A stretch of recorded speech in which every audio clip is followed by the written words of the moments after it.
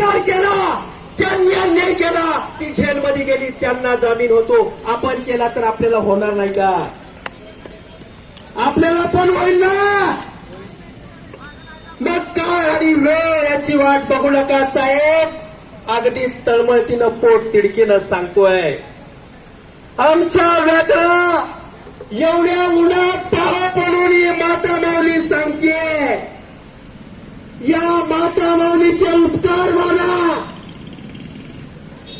त्यांनी आम्हाला आदेश दिला नाही. पण ताई साहेब,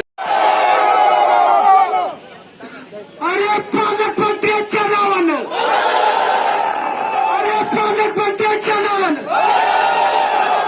अरे साहेबाच्या नावानं, साहेबाच्या नावानं, अरे साहेबाच्या नावानं एवढ्याहून पण येत नाही. हा काय?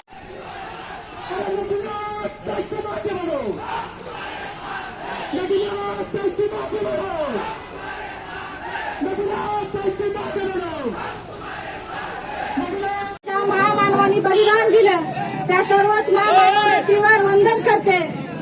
आणि तुम्ही आणि मी पाहिलेला आधुनिक फकीरा त्यांच्या कार्याला प्रेरित होऊन जिने आज इथे उभे आहे आदरणीय वंदनीय सोमनाथ भाऊ कांबळे साहेब यांच्याही चरणी नतमस्तक होते. मातंग समाजाला स्वतंत्र आरक्षण मिळावं म्हणून गेली 20-25 वर्ष या महाराष्ट्र राज्यामध्ये अनेक छोट्या मोठ्या संघटना काम करत आहेत. सोमनाथ भाऊ कांबळे साहेबांच्या नेतृत्वाखाली गेल्या 20 वर्षापासून हा लढा उभा राहिला. परंतु भाऊ गेल्याच्या नंतर हा लढा कुठेही न थांबता आधुनिक लघुशिक्षणाच्या माध्यमातून उभा राहिला. आणि त्या लढ्याची प्रचिती म्हणून 1 ऑगस्ट 2024 रोजी सर्वोच्च न्यायालयाने निकाल दिला की आरक्षणाचे उपवर्गीकरण करता येते. तो निकाल डोळ्यासमोर ठेवून इथल्या महाराष्ट्र राज्य सरकारने त्याच्यावरती कुठल्या पद्धतीची ऍक्टिव्हिटी केली नाही. मला इथल्या राज्य सरकारला सांगायचं आहे की सर्वोच्च न्यायालयाने दिलेल्या निकालामध्ये स्पष्ट सांगितलंय की येथील राज्य सरकारला याची सर्वस्व जबाबदारी आहे. परंतु या राज्य सरकारने त्याच्यावरती निवृत्त न्यायाधीशाची एक समिती गठीत करून महाराष्ट्र राज्य सरकारने आरक्षण वर्गीकरणाचे अंमलबजावणी करावी म्हणून आजचा हा रास्ता रोको आहे. त्याचबरोबर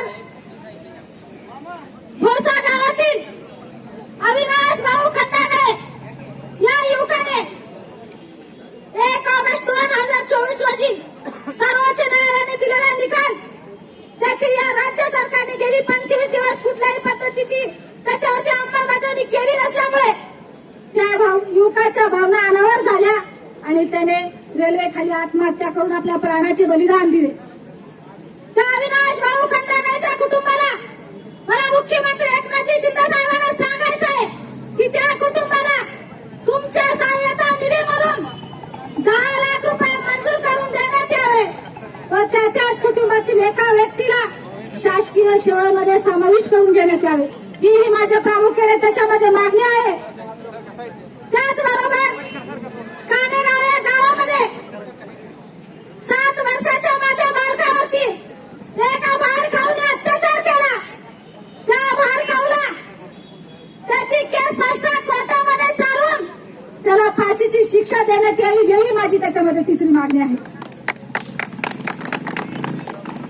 मला मुख्यमंत्र्यांना सांगायचंय आधुनिक लघुशिक्षणाचा या वारा एकदम शांततेत येऊन तुम्हाला सांगतोय की बाबा मातंग समाजाला स्वतंत्र आरक्षणाचे उपवर्गीकरणाची अंमलबजावणी कर, नाही तर हे मातंग समाजातील संपूर्ण महाराष्ट्रातील लोक तुला मताधिकारच म्हणजे स्पष्ट शब्दात सांगायचं झालं तर सत्तेतून तुझा पाय उतार केल्याशिवाय शांत बसणार नाहीत.